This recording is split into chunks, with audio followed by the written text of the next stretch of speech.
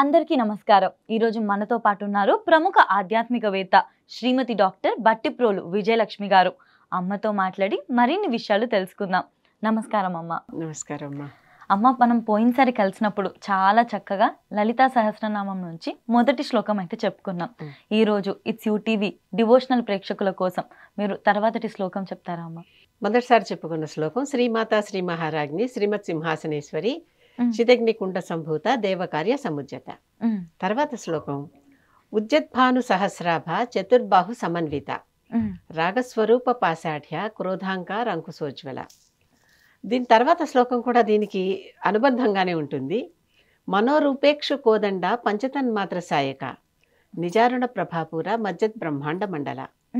ఇది ఒకసారి ఈ శ్లోకం చేస్తూ ఉంటే ఎలా ఉంటుందంటే, ఉజ్జద్భాను సహస్రాభ, ఉదయిస్తున్న భానుడు అంటే సూర్యుడు ఎట్లా సహస్ర కిరణాలతో వస్తున్నాడు, ఈవిడ ఆ చిదగ్ని కుండంలో నుంచి పైకి వచ్చేటప్పుడు ఆ విధంగా ఒకసారి ఇంత కాంతితో ఎర్రగా ఉంటాడు కదా ఉదయిస్తున్న సూర్యుడు, అలాగా ఉజ్జద్భాను సహస్రాభ 1000 కిరణాల కాంతితో కింద నుంచి ఆవిడ సూర్యుడు ఎలా అయితే భూమి నుంచి కొంచెం కొంచెంగా ఉదయిస్తున్నట్టు కనిపిస్తాడు కదా మనకి, అలా కనిపిస్తున్నది. చతుర్బాహు సమన్విత, 4 బాహువులు ఆవిడకి. అది అంటే నెమ్మదిగా ఇక్కడ దాకా కనిపిస్తున్నది, బాహువులు వచ్చేసాయి. కనిపిస్తుంటే ఉజ్జద్భాను సహస్రాభ చతుర్బాహు సమన్విత. ఆ చతుర్బాహువులు ఎలా ఉన్నాయట, రాగస్వరూప పాశాఢ్య, ఒక పాశం పట్టుకుంది. 4 చేతులు కదా, ఈ వైపు ఉన్న కింద చేత్తో పాశం పట్టుకుంది, ఎడం వైపు కింద చేత్తో. అది ఆ పాశం అంటే ఏంటి, బంధం అంటే తాడు, తాడేసి కట్టేస్తాం కదా. భండాసురుడిని చంపడానికి వచ్చింది, వాడిని తాడేసి పట్టి లాగేద్దామని వచ్చింది, తాడు పట్టుకొచ్చింది. ఈ తాడు, దీని పేరు ఏమంటున్నారు ఇక్కడ వసిన్యాది వాగ్దేవతలు, రాగస్వరూప అంటున్నారు. రాగం ఉంటుంది, అనురాగం, మమకారం. అమ్మకి మనందరి మీద మమకారం ఉండి మనందరినీ తాడుతో కట్టేసి నాతో ఉండండి అని పిలుస్తోంది అనమాట. తన భక్తులందరినీ, తన పిల్లలందరినీ, ఇక్కడ ఉన్న దేవతలందరినీ, అప్పుడు దేవతలందరే కలిసి యాగం చేశారు కనుక రాగస్వరూపంగా ఆవిడ తన పాశాన్ని, మమకారం అనే పాశంతో బంధిస్తోంది అనమాట. అసురులనేమో ఈ పాశంతో కట్టేసి విధిస్తుంది, అక్కడ బాధిస్తోంది, ఇక్కడ బంధిస్తోంది. అర్థమైంది. మమకారం అనే అనురాగంతో అందరినీ దగ్గరికి పాశంతో అందరినీ కలుపుకుంటోంది. ఒక ఘాటి కట్టేస్తోంది, ఒక తాటికి కట్టేస్తోంది. క్రోధాంకార అంకుశోజ్వల. ఇటువైపు రెండో వైపున పాశం అంకుశం. అంకుశం అంటే ఏనుగుని పొడవటానికి మావటి వాడు పైన కూర్చుని ఒక రకమైన ఆయుధంతో ఒక ముళ్ళులాగా ఉంటుంది, దాంతో ఇలా పొడుస్తూ ఉంటే ఏనుగు గుచ్చుకుంటే కదులుతూ ఉంటుంది ముందరికి. లేకపోతే చర్మం తిక్కు కదా, మామూలుగా ఇలా తట్టినా దానికి తెలియదు, గుచ్చుకోవాలి. దానికి కొంచెం గుచ్చుకోగానే అది చురుక్కుమని ముందర కదులుతుంది.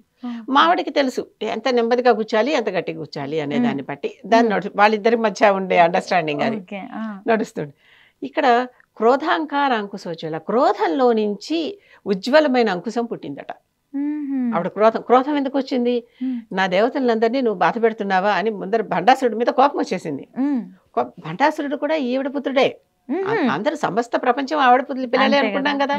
కనుక ఆ భండాసురుడు కూడా ఇక్కడి నుంచి వచ్చిన వాడే.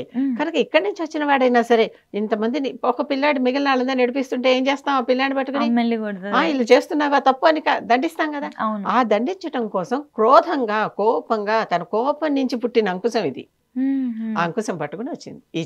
ఇటు పాశం, ఇటు అంకుశం వచ్చి, ఈ క్రోధం అనేది తల్లులకి సహజంగా వస్తుంది. పిల్లలు తప్పు చేస్తే తల్లులకి క్రోధం వస్తుంది. అది కావాలని ధర్మాగ్రహమే. తప్పు చేస్తున్నావు గనక, ధర్మాన్ని బ్రేక్ చేస్తున్నావు గనక వచ్చిన ఆగ్రహం అది. అంతేగాని ఉత్తి కోపం కాదు అది, ఏదో కావాలని అకారణ కోపం కాదు అది, లేకపోతే దండించటానికే ఏర్పడ్డ కోపం కాదు అది. ఒక కారణం ఉంది, ధర్మం తప్పుతున్నావు, అధర్మం చేస్తున్నావు, ధర్మాగ్రహం అంటాను దాన్ని. అలాంటి ధర్మాగ్రహం వచ్చింది అనమాట ఆవిడకి. తర్వాత మనోరూపేక్షు కోదండ, ఈ పై ఇది ఉంది కదా, ఇక్కడ కోదండం పట్టుకుంటాడు. ఈ కోదండం పట్టుకోవటంలో ఏముంటుంది, కోదండం అంటే ఏంటి, ధనస్సు. అది ధనస్సు ఎలా ఉంటుంది, ఇలా వంకర తిరిగి ఉంటుంది, మనస్సు రూపం అనమాట. అది మన మనస్సే కోదండం లాగా ఉంది. ఇక్షు కోదండం, మనోరూపేక్షు. ఇక్షు అంటే చెరుకు, మనం బయట తాగుతూ ఉంటాం కదా చెరుకు రసాలు, ఆ చెరుకు గడని ఇలా విల్లులాగా ఉంచి తయారు చేసుకున్న కోదండం అది.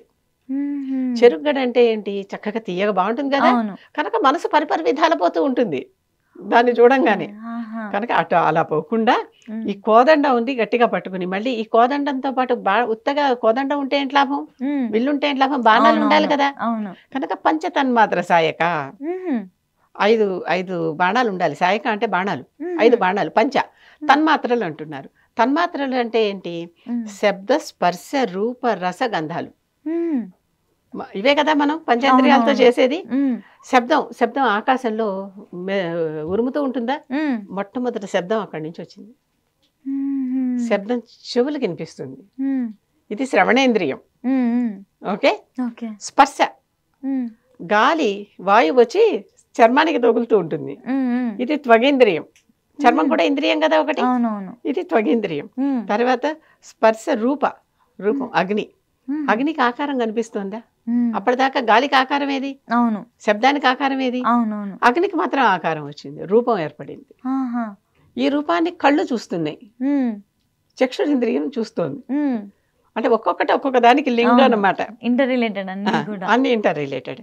తర్వాత చక్షురింద్రియం చూస్తున్నాక రసం నీటి నుంచి, నీరు కూడా పృథ్వీరాపస్తేజో వాయురగ్ని అంటాం కదా వీటిల్ని.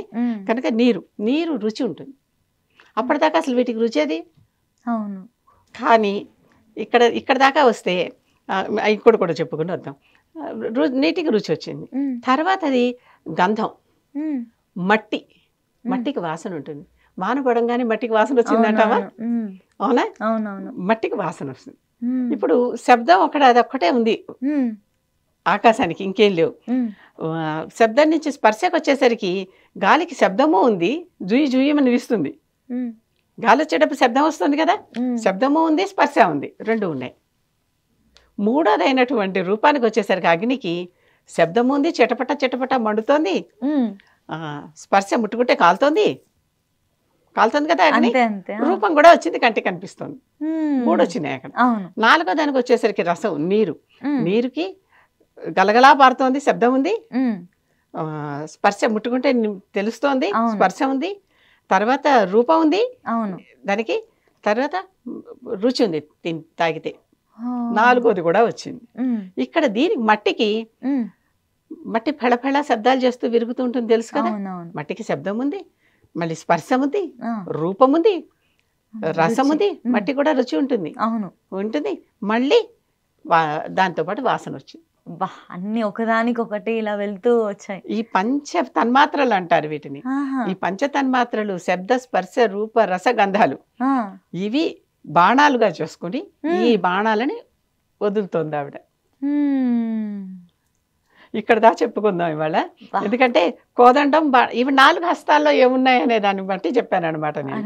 ఈ శ్లోకంలోనే ఇంకో 2 నామాలు ఉన్నాయి, అవి తర్వాత చెప్పుకుందాం. ఎందుకంటే అది మళ్ళీ అక్కడి నుంచి విషయం మారుతుంది, అందుకని.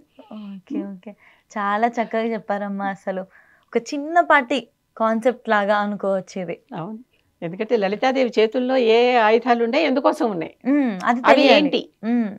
ఇక్కడేమో రాగం అనేటటువంటి తాడు పట్టుకొచ్చింది, ఇక్కడేమో కోపం అనే అంకుశం పట్టుకొచ్చింది, ఇక్కడేమో మనస్సు అనే చెరుకు దండం పట్టుకొచ్చింది, ఇక్కడేమో పంచతన్మాత్రలనే ఆయుధాలు పట్టుకొచ్చింది, బాణాలు పట్టుకొచ్చింది. చాలా సంతోషం అమ్మ. లలితా సహస్రనామం అనేది ఈ తరం పిల్లలకి అర్థమయ్యే విధంగా సరళమైన భాషలో చెప్తున్నందుకు మా యూటీవీ తరపు నుంచి మీకు చాలా ధన్యవాదాలమ్మా. నమస్కారం.